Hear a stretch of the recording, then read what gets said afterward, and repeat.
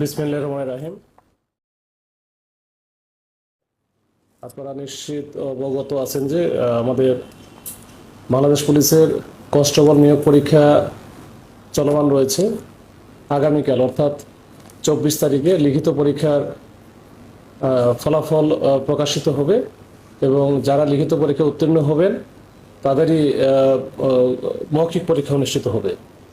তো এই এই বিষয়ে সকলের অবগতির জন্য জানাচ্ছি যে সম্পূর্ণ নিয়োগ পরীক্ষা শতভাগ স্বচ্ছতা, মেধা, দক্ষতা ও যোগ্যতা এবং নির্ধারিত যে নীতিমালা আছে এটার ভিত্তিতেই সম্পন্ন করা হবে। কোনো প্রকার দালাল, প্রতারক চক্র, তদবির বা অবৈধ আর্থিক লেনদেনের মাধ্যমে নিয়োগ পাওয়ার কোনো সুযোগ নেই। যদি কোনো ব্যক্তি চাকরি পাইয়ে দেওয়ার নামে অর্থ দাবি করে অথবা প্রতারণা করে, তাৎক্ষণিকভাবে নিকটস্থ থানা অথবা জেলা পুলিশকে অবহিত করবেন, আমরা এটার ব্যবস্থা নিব।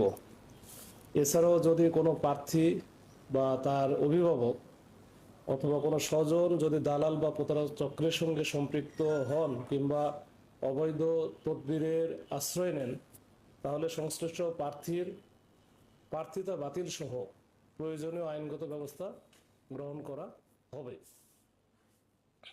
চট্টগ্রাম জেলা পুলিশ দৃঢ়ভাবে বিশ্বাস করে যে যোগ্যতার দুর্নীতি ও তদবিরের কোনো স্থান বা সুযোগ নেই। সকলকে এ ব্যাপারে সচেতন থাকার জন্য বিনীত অনুরোধ করছি।